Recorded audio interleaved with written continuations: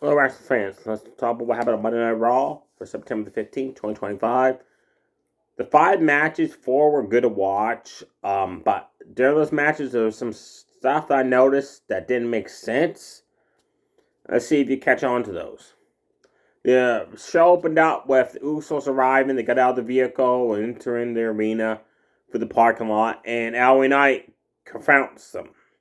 He's mad about Jay spearing him last week. Jay's trying to play peacemaker between both guys. Adam Paris officials step in before this gets out of hand and orders him to come to the GM's office, Jay in LA. And Jimmy's just standing there like, well, what am I supposed to do? Like, that was hilarious, his look on his face. Then, in the general manager's office, he tells him, look, the Usos are fighting Braun Breaker and Bronson Reed at WrestlePalooza. Tonight, I want no altercation between you guys. Got it? Al and I's like, look, I'm cool with that. If you give me Braun Breaker and Bronson Reed tonight, tag match, I get to pick a partner. Adam Pearce, you know what? It's good. You can pick any partner you want. And Al Knight picks Jimmy. That ticked off Jay. The John Cena opens the show. He talks about his family, loved ones being their friends, people from college, when he went to college with or in attendance. And he promises us fans that at WrestlePalooza, he's going to fight Brock Lesnar, everything he's got. Every time I fight him, it's always a brawl. I give him my all every time. He says, sometimes I win, sometimes I lose. All I can tell us fans is that WrestlePalooza, I'm going to give him 100%. I'm going to go down swinging. I love that promo. I cannot wait to see Brock Lesnar and John Cena. Every time they fight, they do put on great brawls. You open the match. Ade Valkyria took on Judgment Day's Roxanne Perez this time, with Raquel Rodriguez at ringside. Last week, Raquel defeated Valkyria, so they're having a match this week with Roxanne Valkyria. I love how Valkyria sold her back being sore after that brutal damage to Raquel Rodriguez delivered to that back of hers last week. Roxanne hauled off and just soccer kicked that back. That had to hurt. Lonnie saw it to the back. Irish whipped her back first in the corner. Valkyria just bounced out of that corner, holding on to the back. Then Miguel tripped out of Valkyria. She was coming off the ropes and got caught. So the referee sent her to the back. That distraction between Roxanne yelling to the referee allowed Valkyria to deliver a top rope drop kick, running splash, overhead suplex, Northern Ice suplex into a 2 count, and then start rolling up. Roxanne with unique pin covers. Roxanne kicked out every single one of them, and that was cool. Now, Roxanne puts Valkyria on the top rope, pulls her off the top rope during the match, and the back of it hits the turnbuckle. Puts it back up on the top rope, goes for Frankenstein and slips. Falls down. Valkyria is still on the top rope, so she jumps herself off the top rope to sell the move. It was like a 10-second delay there, Valkyria. And then Roxanne applies the FTF submission. Like, what's the point? Valkyria is just going to quickly get out of it because she didn't connect with a Frankensteiner. Sure enough, Valkyria transitioned out of it into Nightwing for the 1-2-3. After the match, Regal rang in, big booted Valkyria right in the guts. Then Roxanne hit Hot Pox on the Valkyria. Then Bayley returned. Bayley, for the past month, has been delivering heel promos, right? She runs out and just destroys Judgment Day. Awesome performance from Bayley here. Beat down Judgment Day. Then she helps out Valkyria, and all the Valkyria's like I'm confused too. Like, you're a heel, but you're helping her? And then they both leave like separate sides of the ring. And that was kind of confusing because Bayley got a huge ovation for beating down Judgment Day because Bayley's just awesome. But if you're going to come back as a heel, don't help the face beat up the heels. Know what I'm saying? Then, Stephanie Valkyria, Kari Shane one-on-one with Oscar at ringside. Why is Kari Shane dressed as a pirate again? For a month and a half now, she's not been dressing up as a pirate. I love it. Every time she does not dress up in that stupid attire, she actually performs great, wins matches. Tonight, she dressed up as a pirate, and this match was sloppy because she kept messing up. She messed up on DDT. She messed up on Shining Wizard. She messed up on a double stomp off the top rope. She messed up trying to powerbomb Stephanie off the apron to the floor. So Stephanie ended up dropping a knee down on her face. Instead of, I think she was trying for like a double stomp, but Kairi Sane messed up, so it ended up badly. Stephanie Valkyrie was like, enough of this. Repeatedly smashed her face off the mat 9 times. Tiger drive her into a cold breaker for the 1-2-3. After the match, Asuka gets in, is ready to attack. Stephanie Valkyrie, Io Sky runs out. Stops Asuka. They end up yelling back and forth. I don't understand a single word they were saying. I'm sorry. I wish I had a translator. Because I like to know what they were yelling about, what they were saying. Then goes to commercial, come back, they're still arguing in the back. And Io Sky tells them, look, do not come to my match and be in my corner at WrestlePalooza. I'm going to become the Women's World Champion again for the 3rd time as I defeat Stephanie Valga by, one-on-one. I don't want your help. And then Asuka and Kairi Sane leave. So I'm thinking of WrestlePalooza, Asuka and Kairi Shane's going to try to help her. That's going to backfire, I think. And Stephanie Valga is going to become your new Women's World Champion. I did love a backstage segment where Rhea Ripley walked up to Stephanie Valga and said, look, I don't care who wins between you and you. I'm going to be the next Women's World Champion. And Stephanie just got right up in her face like, bring it, honey. Like, she ain't scared of no one, which I like from Stephanie Valkyria. I cannot wait to see her versus Rhea Ripley. That match would be awesome. Dragon Lee took on Ludwig Kaiser wearing the mask. This match started off, Dragon Lee ran and drop kicked Ludwig in the corner of the bell ring. Big mistake. Ludwig just destroyed him. Run him, kick to the face out of the corner. Soccer kick to the back. Running soccer kick to the face. Did an awesome run-in, flip over, stunner. That was cool. Dragon Lee, you should not have done that to Ludwig when he wasn't ready, because he just destroyed you for like a good 5-6 minutes straight. Then I noticed this. Dragon Lee is in the ring waiting for Ludwig Kaiser to get up. Runs that hurricanranaism to the outside. That was awesome how he went over the ropes to the outside with that snap hurricanrana.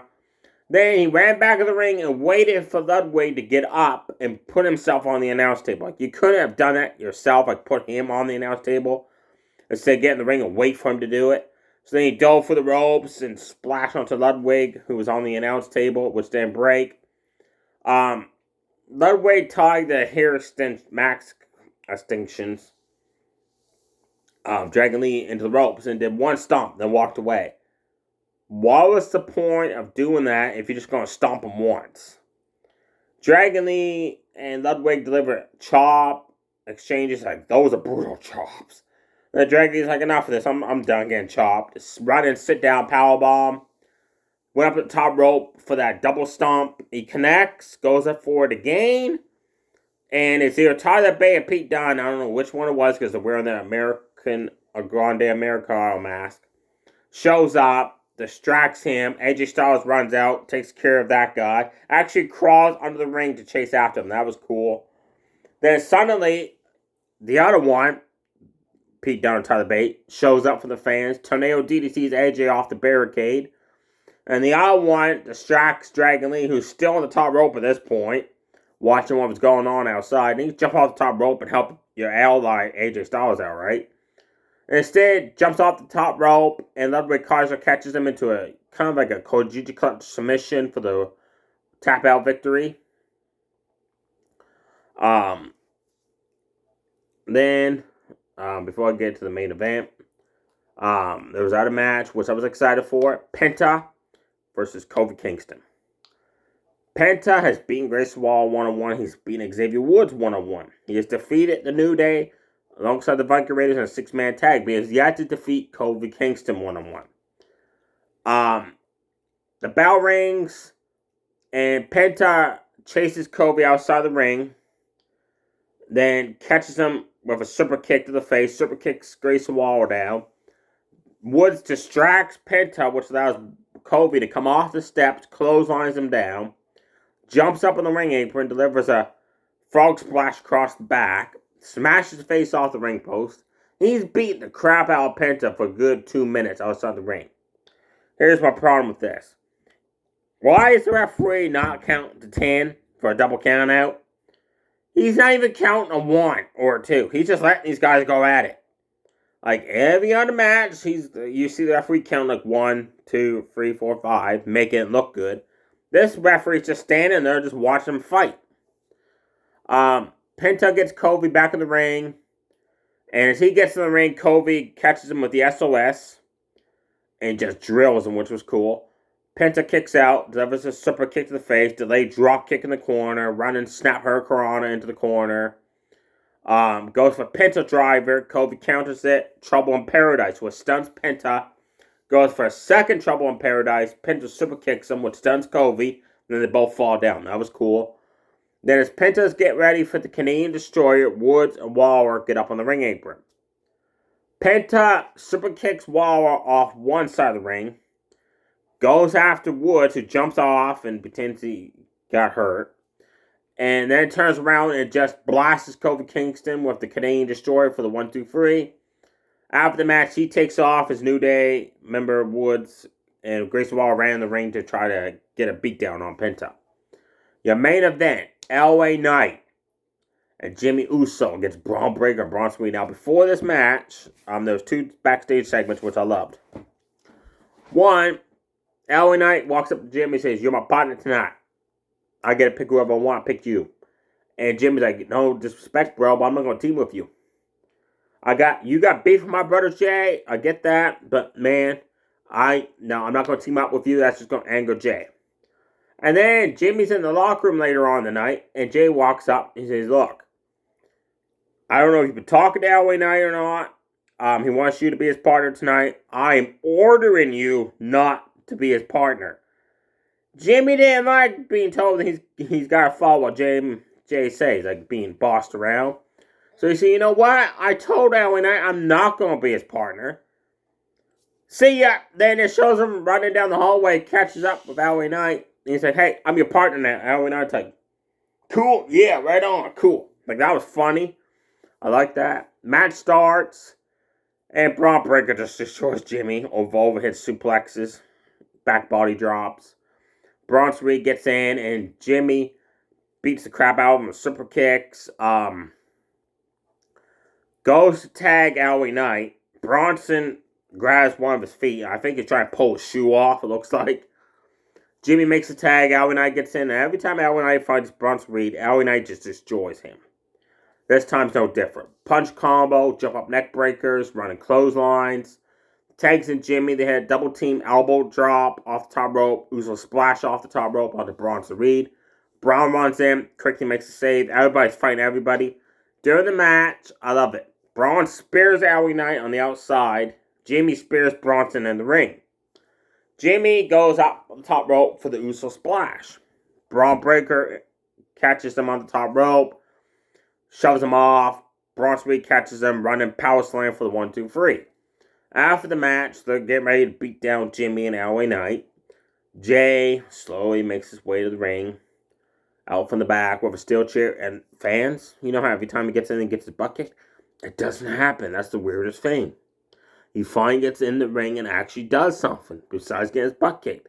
He delivers chair shots to Braun Breaker, chair shots to Bronson Reed, open hand palm strikes to Bronson Reed. Then he helps out his brother in the corner. He's like, "Are you cool, man? Are you cool?" And the show ends with LA Knight getting ready to blast Jay in the back with the steel chair, but Jay turns around, LA Knight gets caught. Then he just drops the chair. They shake hands, and shades of last week when they shook hands, Jay then spared LA Knight. This week, LA Knight was playing DDT Jay, and I love this. He walks away. He looks at Jimmy. He's like, "We still cool?" "Yeah." Leaves. That was cool. I love this whole dynamic, how Jay's turning heel. Jimmy likes LA Knight. LA Knight likes Jimmy. Jay don't like LA Knight. LA Knight don't like Jay. And Jimmy's just like, "Yeah, okay, cool. I'm just stuck in the middle here." No matches announced for next week. The segment happened. The contract signing in the office between Stephanie and Io Sky to make the match official for WrestlePalooza for the Women's World Championship. Backstage, Dominic Mysterio was being asked, like, how does it feel being the new AAA World Champion alongside being Intercontinental Champion? Before he gets a chance to say something, there's a commotion off camera. And they show Penta being beaten down by New Day and Grayson Waller. And Ward's just blasting him with a steel chair. And then Adam Pearce shows up with security and officials and basically push Grayson Waller and New Day down the hallway off camera while the other ones tend on Penta. Penta needs some allies, so bring back the Viking Raiders. That's what we're going to do with them. Just keep them off TV until Penta needs help for a 6-man tag. They try to ask Ludwig Kaiser, who was wearing the Grande Americano mask, who the other people are, and he refuses to answer, which I liked. Or did he answer? Because he said it in Spanish. So he could have told us who it was. We just don't know because I don't know what he said in Spanish. If anybody in the comments below that knows Spanish, speaks it, did he actually say it was Todd DeBate and Pete Dunne? And we don't know because of his language. I'd like to know, honestly. Because that'd be a cool giveaway if that's how you did it. There was a half-hour segment with Rollins, Becky Lynch, AJ Lee, and CM Punk that dragged on way too long. Way too long. And honestly, the segment was it was terrible. Like, if they're going to hype up that match for the pay-per-view, that's not how you do it. No. And then Seth and Becky teased dissension in the marriage. That was just put on so Becky can rock bomb AJ Lee. And then Punk just stood there. He had perfect time to go to sleep to Seth Rollins, but he just lets Rollins go because oh yeah, I got to check on my wife. I forgot she just got rock bottom. I'm sorry. Like, that whole segment from start to finish was terrible. Wow, I don't know why they didn't put that on TV. There you have it, folks. WrestlePalooza. You got, it looks like so far it's still 3 matches from Raw, 2 from SmackDown. That's this Friday on SmackDown. SmackDown adds another match because the last show there was 4 matches from Raw and 3 from SmackDown. So maybe they make it even, 3 on 3. But probably not. Probably be 3 matches for Raw, 2 for SmackDown. Which I'm okay with because SmackDown matches are going to be good. You got Cody and McIntyre. You got Brock and Cena. There you have it, folks. Stay safe, everybody. Too sweet. Bye.